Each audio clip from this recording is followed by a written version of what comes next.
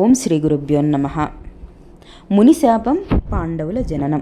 ఒకనాడు పాండురాజు భార్యలతో అడవులలో విహరిస్తూ కనిపించిన జంతువులను వేటాడుతూ తిరిగి వస్తూ ఉండగా దారిలో గుబురుగా ఉన్న పొదల్లో పక్కన క్రీడా వినోదంతో ఉన్న లేళ్ల మిథునాన్ని చూసి వాటిపై బాణాన్ని వదులుతాడు.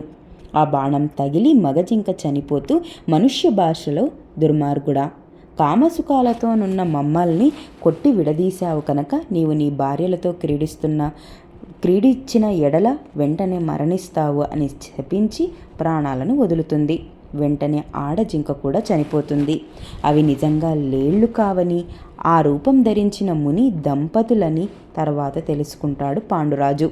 పాండురాజు ఆ ముని దంపతుల మరణానికి విచారించి తనకు ఎదురైన శాపాన్ని ఆందోళన చెంది ఈ జీవితమంతా ఇక్కడే గడపాలని నిశ్చయించుకుంటాడు. కానీ తనకు పుత్రులు కలగకుండానే ఎంతటి ఘోర శాపం తగిలింది అని విచారంతో కాలం గడిచిపోతుండగా కుంతి పాండురాజు విచారానికి కలత చెంది తన దుర్వాస మహాముని ఉపదేశం మేరకు మంత్రమును గురించి చెప్తుంది.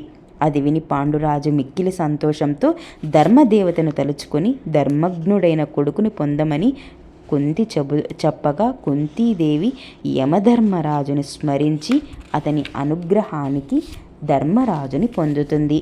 ఆ తర్వాత పాండురాజు కోరికపై వాయుదేవుడి అనుగ్రహంతో భీముణ్ణి, దేవేంద్రుడి వలన అర్జునుణ్ణి, కుంతికి 3 కుమారులు కలగగా మాద్రి కుంతి వలన ఆ మంత్రాన్ని తెలుసుకుని భర్త కోరికపై అశ్విని దేవతల అనుగ్రహములతో నకులుడు, సహదేవుడు అనే కవల పిల్లలను పొందుతుంది.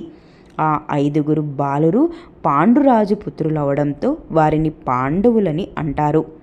పిల్లలను చూసుకొని పాండురాజు విచారాన్ని మరిచి వారితో కాలక్షేపం చేస్తూ ఉంటాడు. స్వస్తి.